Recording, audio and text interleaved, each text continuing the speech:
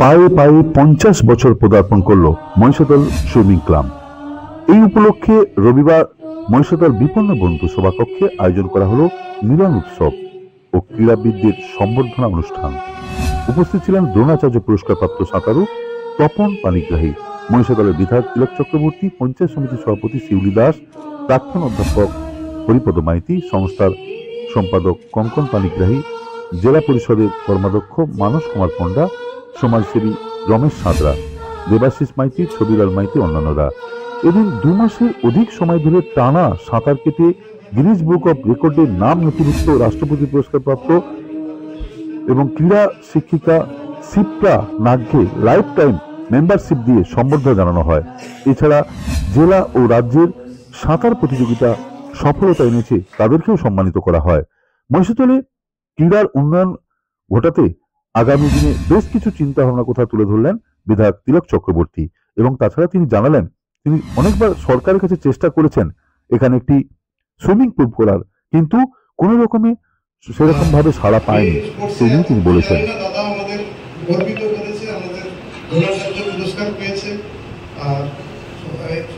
আমরাও কিছু কিছু অর্গানাইজেশন করি তো কিভাবে কষ্ট করতে হয়, আদার সাপোর্ট কিভাবে করতে হয় সেগুলো আমরা জানি। কি করেছে করছে, এত কষ্ট করে অনেক টাকা খরচ হয়। আমি সবাইকে অনুরোধ করবো 50 বছরে আমরা যেন ওদেরকে একটু হেল্প করি, এটাই আমার বক্তব্য। যে যা পারি 50 টাকা বেশি যেন দিই, যে যাদের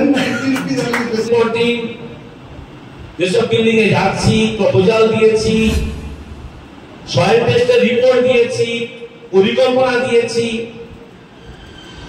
সবসময় দেখছি ফিনান্স সমস্যা আছে, আমরা করে দেবো। আপনি বলেছেন নিশ্চিত আমাদের মাথায় আছে। এবারে বিধানসভাতেও আমি অরূপ বিশ্বাসের সঙ্গে পার্সোনালি কথা বললাম যে আপনি কথা দিয়েছিলেন 24 সালের পরে করে দেবেন, 22 সালে আমি প্রপোজাল দিয়েছি।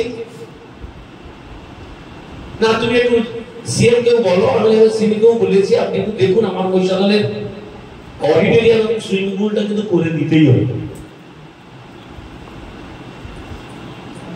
আমি চেষ্টা করছি কিন্তু সফলতা এখনো পাইনি, কিন্তু আমাদের চেষ্টার কোনো ত্রুটি নেই, সেটা আপনারা বিশ্বাস করতেও পারেন নাও করতে পারেন। কারণ যে বলতে হবে 5 জনের কাছে, নাহলে আবার তো ভোট আছে, বোধহয় একটা কিছুটি নিতে হবে, সেই জন্য বলছে, সেটা বলতেই পারে।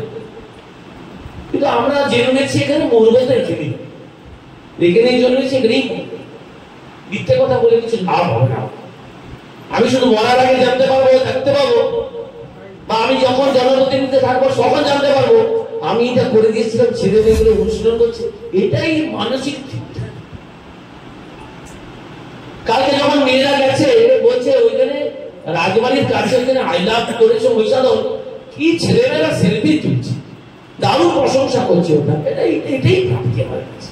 ঘুমানোর আগে পরে এবং ঘুমানোর পরে আমি সবসময় স্বপ্ন দেখি মহিষাদলে কি কি করলে এখানকার মানুষেরা খুশি হবে, যেখানে অল্প অর্থে অনেক বেশি মানুষ খুশি হবে সেটাকে আগে দেখতে হয়। কারণ প্রচুর অর্থের পরিকল্পনা করলাম, টাকা পেলাম না, করতে পারলাম না, কিছু লাভ হবে। আমার যতটুকু সীমিত ক্ষমতা আছে সেই ক্ষমতার মধ্যে আমি কি কি করতে পারি। Smart news Bangla, smart news Bangla.